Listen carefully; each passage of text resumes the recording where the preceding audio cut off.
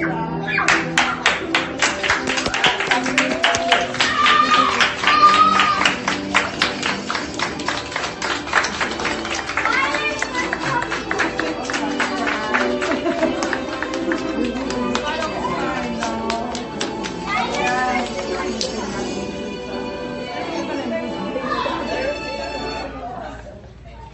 afternoon, parents. Good afternoon, boys and girls. Shut the fuck Hey, up! Hey! not nice. No, thank you. No, thank you. You need to leave?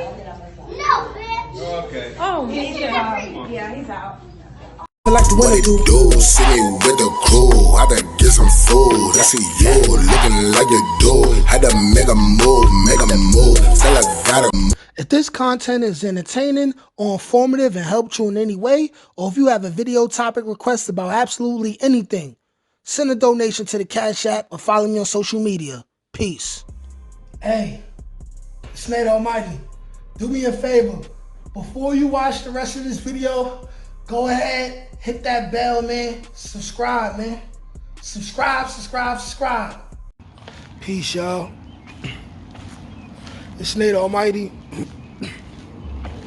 So, I got a Cash App donation and a request to give my opinion on the video, which was titled, Young Child Curses Out Teacher at Graduation. And he basically wanted me to give my opinion as a father and how would I handle the situation and how would I discipline my son in that situation. Now, the thing about me is that when a child is acting like that in the classroom, already I would assume that there is no father in that house. When you want to get into the psychology of it, I would assume already off top that this is a child that does not get enough attention at home. So this child either lives with the grandmother, and maybe the grandmother is watching over a whole lot of other people, so this child doesn't get enough attention at home, or this child's mother is young and probably a baby mama, father probably not around. The reason why I would say father probably not around is because I can't think of a situation where I've seen kids be so rude and disrespectful and obnoxious at school and there was a father in their life. Like, I don't, even the shittiest of fathers, even the softest of fathers is not gonna allow his son to speak to adults that way. Like, that's highly disrespectful. Like, I'm thinking about it now, and like, first of all, it's a graduation, so that person that grabbed that child, I definitely assume that was a counselor or a teacher. I definitely assume that, because nobody said out loud, like, for instance, if my child was at a graduation and he did that and I was there, I would say his name. Like, my oldest son's name is Cameron. My other son's name is King. I'd have been like, Cameron, right? Or their mother would have did that, or my mother would have did that. Anybody in their family would have did that.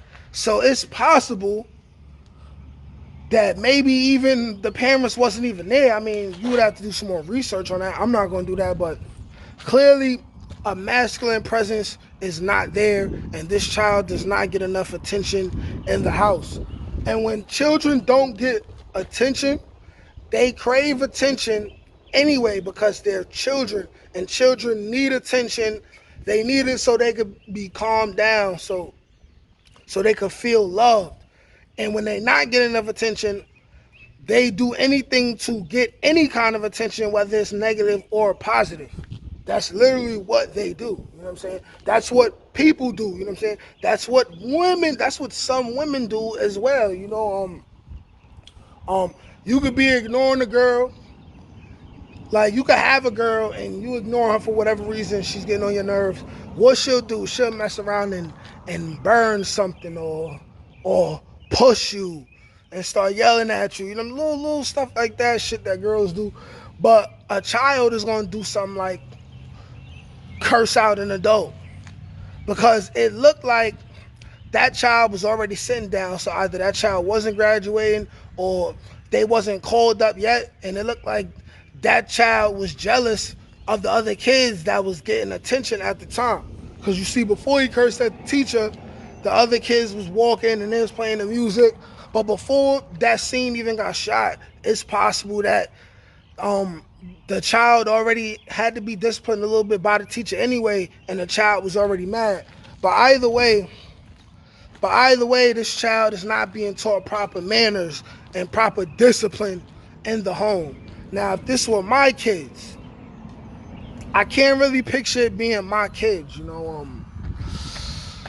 but literally, I would feel like this called for a week of punishment, no fun at all, in the house, reading, doing schoolwork. If I'm going to physically discipline my child, this would have to be the same night, and this would have to be soon after this incident, because then it's for discipline and not for anger. You know what I'm saying? You got to handle it right then and there, so your child knows that you did this, and this is why you got immediate reprimanding, because you did this right here just now. Probably if I was there, take him right in the bathroom, put him over my knee, spank him on his bottom 4 or 5 times with force, not with abuse, but with discipline, just enough force. You know what I'm saying? Definitely they have to feel it. That pretty much works for me. It works for me. I personally feel like a belt is never necessary. We not gonna do that, period. They whip the slaves with whips. We shouldn't be hitting our kids with whips. It's the same shit, period. I'm not ever gonna hit my children with belts. Like, that's not gonna happen. So if you do that with your kids, don't do it. Start talking to your children. Talk to your children, assess the situation, pay more attention. Take away the things that they love, you know what I'm saying? They be on these computers and everything too much anyway.